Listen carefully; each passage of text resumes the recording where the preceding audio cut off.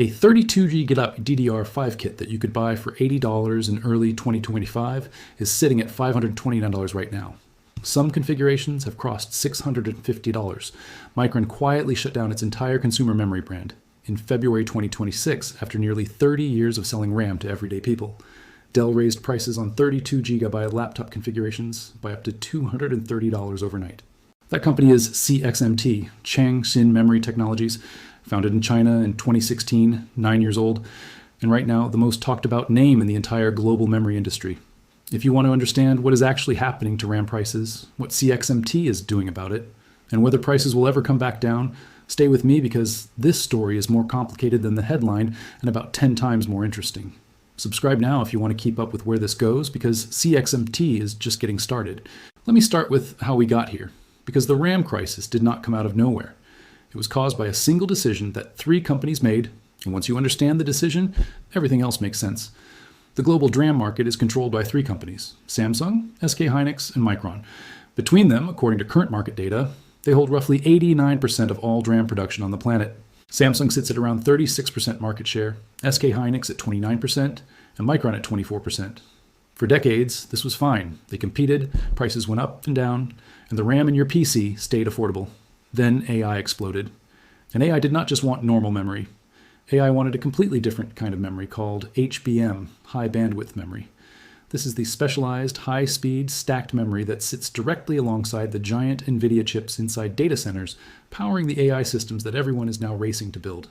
Microsoft, Google, Meta, Amazon, OpenAI with its Stargate project, all of them needed HBM in quantities that grew faster than anyone had planned for. Here's the problem. HBM and regular DDR5 come out of the same factories. They use the same production lines, the same wafer capacity, the same equipment. And making HBM is far more profitable for Samsung and SK hynix and Micron than making the RAM that goes in your gaming PC. 1 gigabyte of HBM burns through roughly 3 times the wafer capacity of regular DRAM, but it sells for far more per unit. The margin on HBM is 3 to 5 times higher than on consumer DDR5. So the big 3 made the rational business decision. They pointed their factories at HBM and they left everyday consumers without supply. TrendForce data shows consumer DRAM contract prices jumped as much as 89% in a single quarter in early 2026. Tom's Hardware tracked the spot price of a standard 16 gigabit DDR5 chip, rising nearly 298% between September and December 2025 alone. A 32 gigabyte DDR5 kit that cost under $95 in mid-2025 hit $529 by June 2026. Some high-capacity kits crossed $650. In autumn 2025, the same kit cost $200 to $250. Gartner and other research firms were forecasting another 130% surge on top of that before year-end. Distributors started calling it Ramageddon. That name was not a joke. Certain components saw price jumps measured in thousands of percent. The companies making this happen were not hiding it. Micron exited the consumer market entirely. The Crucial brand, which Micron had operated for nearly 3 decades as its consumer-facing memory line, was shut down in February 2026. Done. Gone. Micron decided the AI money was simply too good to bother selling to people building home computers. SK hynix publicly said its HBM production was essentially sold out for all of 2026. Samsung not only raised prices, but doubled contract prices for DDR5 at some product tiers. Dell raised prices on 32 gigabyte laptop configurations by $130 to $230 overnight. Framework, the laptop company known for being affordable and upgradable, raised DDR5 upgrade prices by 50% and warned more increases were coming. Some retailers abandoned fixed pricing entirely and started updating their listed prices daily based on where the market moved. SK hynix internally projected the shortage lasting until at least 2028. There are forecasts suggesting it could stretch past 2030. Fortune reported that HBM will consume 23% of total DRAM wafer output in 2026 alone, up from 19% the previous year. Every percentage point of wafer capacity that goes to HBM is a percentage point that does not produce the RAM you are trying to buy. This is the hole that CXMT walked into. And understanding who they are matters before you understand what they're doing. CXMT stands for Changxin Memory Technologies. They are headquartered in Hefei, China. They were founded in 2016. Think about what that means for a second. Samsung has been producing memory chips since the 1980s. SK hynix and Micron have decades of manufacturing history, billions of dollars of accumulated knowledge, and generations of engineers who have spent entire careers perfecting these processes. CXMT did not exist 10 years ago. And right now in July 2026, they are the fourth largest DRAM manufacturer on the planet. By current market data, they hold between 8 and 10% of the global DRAM market, up from essentially nothing in 2020. They are producing somewhere between 280,000 and 300,000 wafers per month. In November 2025, they pulled the cover off their entire DDR5 and LPDDR5X product lineup at the China International Semiconductor Expo, IC China, showing DDR5 running at up to 8,000 megatransfers per second in 16 gigavim and 24 gigabyte densities, and LPDDR5X, the low-power memory for phones and laptops, hitting up to 10,667 megatransfers per second. On paper, those numbers sit right alongside what Samsung and SK Hynix ship today. And they showed the whole lineup: UDIM, SODIM, RDIM, the server modules, the laptop sticks, consumer and enterprise, all of it in one shot. The DDR5 chips had already been spotted in the real world before the official launch, inside retail memory kits from a brand called Glowway. That matters because it means this was not a slide deck or a prototype sitting in a lab. Product was already shipping. Real kits were already in buyers' hands before CXMT officially announced anything. That is not how a company shows off. That is how a company that is already in production moves. Now here is where the story gets genuinely interesting, and also where you need to stay honest about what the numbers actually show, because the truth is more layered than the headline. The original expectation when CXMT started getting attention was simple. New competitor enters market, undercuts the big three on price. Consumers get cheap RAM again. Memory analyst Jim Handy pointed out something that made this look very plausible on paper. The big three were running gross margins of around 80% on DRAM. 80%. That means even if CXMT's manufacturing costs were significantly higher than Samsung's, they could still sell at lower prices and run a completely healthy business. The math worked. And in 2023, when CXMT was selling DDR4, they did sell below the prices the big three were charging. The playbook looked clear. But the 2026 story is more complicated, because the market changed faster than anyone expected. Demand for AI memory grew so quickly that even CXMT, with its growing production capacity, is facing the same supply pressure as everyone else. Reuters reported in July 2026 that CXMT's quoted price for a 64 gigabyte DDR5 server RDIMM module has already surpassed Samsung's price for the same module, which was itself sitting at around $1,240 per unit.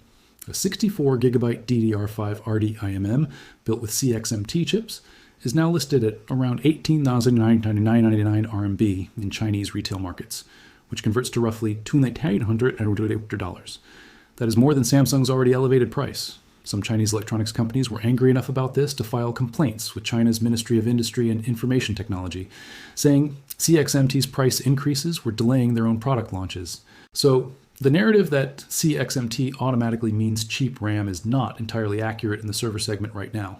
They are under the same demand pressure as everyone else, and they are operating in a market where supply is tight enough that even a new entrant with government backing can charge premium prices if they have product when nobody else does. The crisis has been serious enough that OEMs like Acer, HP, and Dell are all actively diversifying their supply chains to include Chinese manufacturers. That is significant. Companies that spent decades buying exclusively from Samsung, SK Hynix, and Micron are now knocking on CXMT's door. That tells you how serious the shortage has become and how fast CXMT's credibility has grown. In the consumer PC segment, the situation is different and somewhat more favorable. For everyday DDR5 destined for desktops and laptops, CXMT-based kits are still available at around 7 to 10% below equivalent Samsung or Micron-based modules in most markets. In B2B bulk purchasing, buyers can currently find 25 to 30% savings by going through CXMT supply channels. Retail prices for 32 GB CXMT DDR5 kits are sitting around $138 to $150 through Alibaba and JD.com, compared to $300 or more for comparable Samsung or Micron kits in the same shortage environment. That is a real and meaningful difference for a buyer trying to build or upgrade a system right now. But it is not the $50 versus $500 price difference that the market originally hoped CXMT would create. Not yet, because production is still being absorbed by demand. The money behind CXMT right now reflects just how much the industry takes them seriously. In the first quarter of 2026, CXMT posted revenue of approximately 50.8 billion yuan, which is around $7.5 billion. That was up 19% from the same quarter a year earlier. Net profit rose over 200% in the same period. Operating margins shot towards 70%. They turned their first ever annual profit in 2025 after years of burning cash to build out capacity. They are forecasting first half 2026 revenue of between 110 and 120 billion yuan, which is $16 to $17.7 billion, representing over 600% growth compared to the first half of 2025.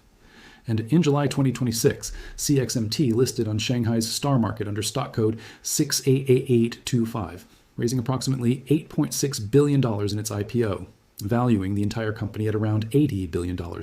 The cash is earmarked for building 2 new fabrication plants, one in Shanghai and one in a further Hefei expansion, and for developing their next generation G5 process. Monthly wafer output is targeted at 420,000 by 2027. The 2 new fabs are expected to push output past 600,000 wafers per month once they come online. At that point, CXMT would be approaching Micron's current capacity of around 375,000 wafers per month. Some projections say CXMT could match or overtake Micron in wafer capacity by 2030. On the technology side, the honest picture is that CXMT still trails the big 3 by roughly 2 to 3 years in process maturity. They are running a 16 nanometer class manufacturing process, while Samsung has been pushing into the 12 nanometer range and below. CXMT's cost per bit for DDR5 remains more than 30% higher than top competitors, because without access to EUV lithography, the advanced machines that the US has blocked them from purchasing, they need roughly 40 to 50% more silicon to achieve equivalent density. The US government removed CXMT and YMTC from a restricted Chinese tech firm list in February 2026, which was notable, but the underlying technology export restrictions on advanced chip-making equipment remain in place. That is a real anchor on how fast CXMT can close the process gap with Samsung and SK Hynix. The HBM situation is the clearest example of where CXMT is a work in progress rather than a finished product. HBM is the AI memory that started this entire crisis. CXMT is working on it. They have reportedly shipped 12-layer HBM3 samples to Huawei for testing in Huawei's Ascend AI chips. But their HBM manufacturing yields are estimated to be somewhere between 10 and 25%. In semiconductor manufacturing, yield is the percentage of chips that come off the production line actually working correctly. 10 to 25% is not commercially viable. You need to be somewhere above 70 or 80% before you can sell at scale and make the economics work. Meanwhile, Samsung and SK Hynix are already racing ahead on HBM4, the next generation after the current HBM3E. CXMT is trying to crack a problem that the 2 best chip companies in the world are simultaneously running away from. That gap is real, and it is not closing quickly. So what does all of this actually mean for you if you are sitting in front of a computer right now trying to figure out whether to buy RAM or wait? The honest answer from analysts is uncomfortable. If you need memory in the next few months, buy what you need and buy 32 GB rather than overshooting on capacity. Because prices are not coming down before at least late 2027. Every major research firm, TrendForce, SemiAnalysis, Gartner, and others, is pointing to continued price increases through the rest of 2026, with possible doubling before year-end compared to already elevated 2026 prices. The structural cause, which is HBM consuming a growing share of wafer capacity that used to produce consumer DDR5, is not going away. New fabs take years to build and qualify. The demand from AI is still growing. The floor for when prices might normalize meaningfully is 2027 at the earliest, and more likely 2028. CXMT's role in this is real, but it is not the rescue that early optimism painted. In the consumer DDR5 segment, they are adding supply that is genuinely helping keep prices from going even higher than they otherwise would. PC World reported in July 2026 that expanded DDR5 options from CXMT, even sold primarily into the Chinese domestic market, are likely keeping the global crisis from being even worse by reducing the pressure on the big 3 supply. That is not nothing. The competition CXMT is adding to a market that 3 companies have dominated for 30 years is healthy, and the long-term pressure it applies to pricing is real. But the price crash from $500 back to $50 that the headline promises is not happening in the next quarter. It is the direction the market is likely to move over the next 3 to 5 years as CXMT's capacity scales, their process matures, and the HBM supercycle eventually plateaus.